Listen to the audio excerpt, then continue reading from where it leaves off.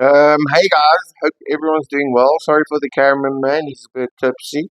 Um, I've been wanting to make this video a long time about the Gamesir G7 SE. It's probably got the same problems than the other models.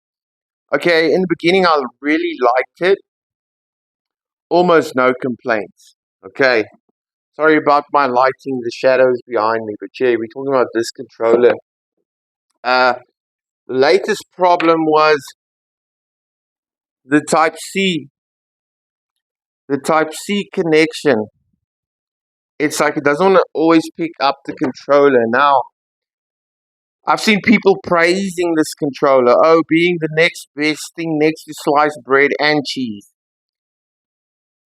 I don't even use the back panels as locked. Look how dirty it gets. Okay, this thing has had like 400 hours of play on.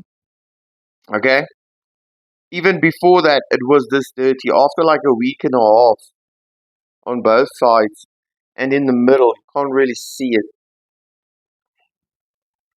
But the problem is the D-pad. This is the worst D-pad I have ever experienced on any controller.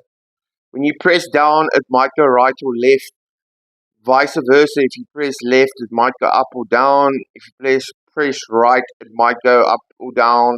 If you press up, it might go left or right or down.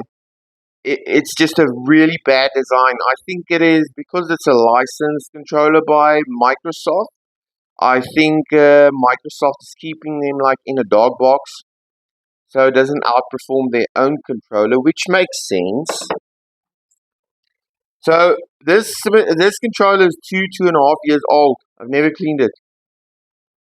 So even the material, the battery's a little bit dirty because that's what I keep on switching out. I've got 8 of them, even though I don't use it anymore since I got the game. So, but a lot of stick drifting on this. I think this exact controller has been in four or five times to get fixed by an idiot company, which I wish I could name, but I can't. But yeah, if the Gamesir had this D-pad, man, the Gamesir would be good because the Gamesir there, I haven't had any problems in the last like 6 months with any stick drift. Normally after 4 weeks or 3 months, you'll get stick drift on these controllers. Um, I wish they could put like the magnetic analog sticks on this controller. Then there wouldn't be any problems. But then people won't make any money. So it's got a nice 3 meter long cable.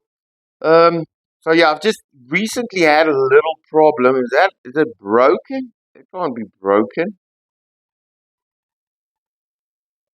It looks like it is broken. And honest, I sit a meter away from my Xbox, so I don't know if it came like that or what. But the biggest problem, everyone praises this and like say, "Oh, I'm playing 7 months with it. Oh, and it's so good." And the guy pulls it out the box. Out the box, he pulls it.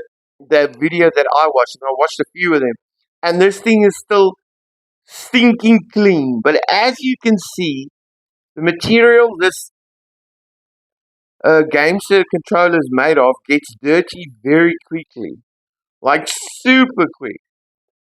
So no, this is not the replacement for the Xbox Series S and X.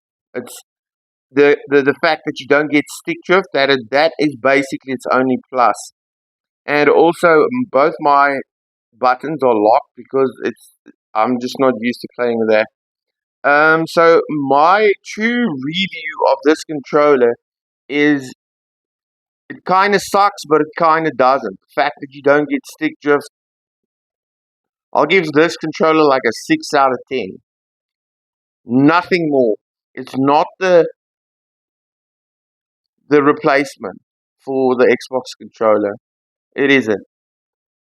This controller, if I think about the D-pad, I would just say this controller sucks. It's a bad controller. If they can fix the D-pad, I'll say okay, yes, the controller's okay. Another thing, my X button is starting not. It doesn't work anymore always. So the XABY, that's probably a point of failure on this controller. But further, everything else is fine. But the D-pad is so bad. I wouldn't recommend someone buying this controller. I would not. Except it's very cheap. It doesn't have stick drift. So I'll buy one more, but that's it. Because I can't afford. This is my seventh controller, and this one has been in 4 or 5 times, and the other one has been in 3 or 4 times, and the other one has been in twice. So I can't afford keep fixing this. But my main point is this is not the next piece of sliced bread that with cheese. Imagine you get a slice of piece of bread, and when it's done, there's a piece of cheese on. It's not that. This is not as good as people say it is. It is not even worth the low cost. I would think this should be like a $30 controller. In America, it's 45. Over here, it is about 50, no, $60 to 65. It's not worth it. It's not worth it. This D-pad suck. It's really bad.